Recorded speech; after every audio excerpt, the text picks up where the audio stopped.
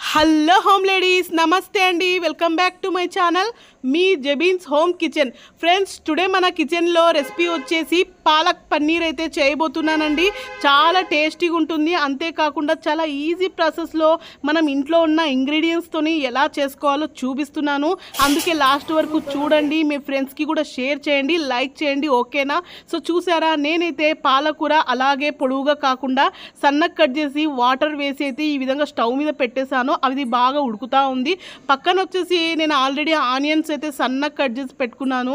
దాని తర్వాత ఇక్కడ పన్నీర్ అయితే చిన్న ముక్కలుగా కట్ చేసుకుంటున్నాను. సో తినడానికి అయితే చాలా ఈజీగా ఉంటుందని. అలాగే నేనైతే ఇప్పుడు ఈ పన్నీర్ మొత్తం అయితే ఫ్రై చేసేసుకుంటున్నాను ఆయిల్లో. అయితే చాలా మటుకైతే ఈ పాలక్ పన్నీర్లో చాలామంది అలాగే డైరెక్ట్గా వేసేస్తూ ఉంటారు. పన్నీర్ అయితే అలా కూడా చేసుకోవచ్చు, అది కూడా టేస్టీగా ఉంటుంది. ఈ విధంగా చేసుకున్నా టేస్టీగా ఉంటుంది. సో ఎవరి టేస్ట్ తగ్గట్టు వాళ్ళు చేసుకోవచ్చు అండి. రెండు రకాలుగా కూడా చేసుకోవచ్చు. ఈ విధంగా ఫ్రై చేసి వేసుకున్నా కూడా చాలా టేస్టీగా ఉంటుంది కర్రీ అయితే. సో చూస్తున్నారా, ఈ విధంగా మనం పక్కన ఇంకా ఇంగ్రీడియంట్స్ అయితే ఇంకా పేస్ట్ అయితే చేసుకోవాలండి. ఇక్కడ నేను చూపిస్తున్నారా, మిక్సీ జార్లో వచ్చేసి 3 పెద్ద టమాటాలు కట్ చేసి వేసుకున్న, 6-7 పచ్చిమిర్చి, కాజు, బాదం వేసేసుకోండి కొన్ని. అలాగే మిక్సీకి అయితే పట్టేసాం, బాగా పేస్ట్ చేసుకోవాలి.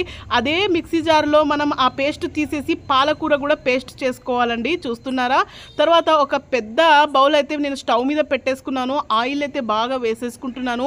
పెద్ద 3 స్పూన్లు అయితే ఆయిల్ అయితే వేసేసుకొని, ఆయిల్ బాగా వేడైన తర్వాత జీలకర్ర అయితే వేస్తున్నాను 1 టేబుల్ స్పూను. బాగా వేగిన తర్వాత వెంటనే అందులో కరివేపాకు అయితే వేస్తున్నాను.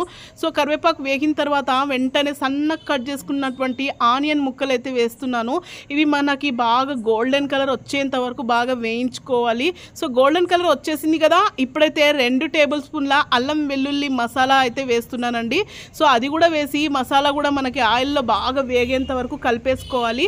తర్వాత వెంటనే మనం పేస్ట్ చేసుకున్నాం కదా ఈ కాజు, టమాటా, బాదం, అది వేసేసుకొని, అలాగే 1/2 టేబుల్ స్పూను పసుపు అయితే వేసేసుకుంటున్నాను. 1 టేబుల్ స్పూన్ దాకా అయితే వేసేసుకోండి. అలాగే ఇక్కడ చూస్తున్నారా, పాలక్ పేస్ట్ అండి, మొత్తం వేసేస్తున్నాను. అలాగే ఇందులో ఉప్పు తగ్గట్టు, మన టేస్ట్కి తగ్గట్టు ఉప్పు అండి, బాగా 1.5 టేబుల్ స్పూన్ అయితే వేస్తున్నాను. కాస్త ఎక్కువనే చేస్తున్నాను కాబట్టి. సో చూస్తున్నారా, ఇప్పుడు మనం ఇదంతా బాగా మనకు కలిపేసుకోవాలి, పచ్చివాసన పోవాలి. ఆయిల్ పైకి వస్తూ ఉండగానే మనం అందులో వచ్చేసి కాశ్మీరీ చిల్లీ 1 టేబుల్ స్పూన్, అలాగే normal chilli powder 1 table spoon, అలాగే ధనియాల పౌడర్ అయితే వేస్తున్నాను 1 టేబుల్ స్పూన్. ఇదంతా బాగా కలిపేసుకోవాలి. కాస్త ఒక 5-10 మినిట్స్ అలా మూసేసి వదిలేద్దామండి. సో నేనైతే ఈ పాలక్ పన్నీర్ అయితే మా సిస్టర్ వాళ్ళ ఇంటికి వెళ్ళినప్పుడు అక్కడైతే చేశానండి. తనకు రిలేటివ్స్ అయితే వచ్చారు ఆ రోజు. సో తనైతే నైట్ డిన్నర్కి ఈ విధంగా చపాతీ రోటీలో కావాలన్నందుకు నేనైతే చేశాను తనతో పాటు. సో అప్పుడు తీసుకున్న వీడియోనే ఇప్పుడైతే నేను అప్లోడ్ చేస్తున్నాను, ఓకేనా? సో చూడండి, ఈ విధంగా మనకి బాగా అయిపోయింది కదా, పాలక్ అయితే మొత్తం ఆయిల్ అయితే పైకి వచ్చేసింది కదా. ఇప్పుడు వెంటనే మనం ఫ్రై చేసేసుకున్నటువంటి ఈ పన్నీర్ అయితే వేసేసుకోవాలి, బాగా కలిపేసుకోవాలి.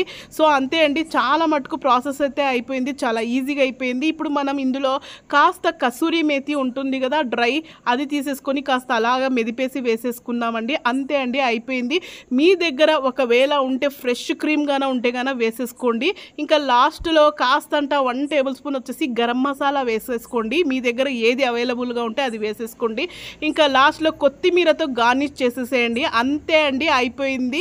చూసారా, పాలక్ పన్నీర్ అయితే ఎంత ఎమ్మిగా, ఎంత డెలిషియస్గా ఉంది కదా, చూస్తానే తిన్నట్టుగా ఉంది కదా.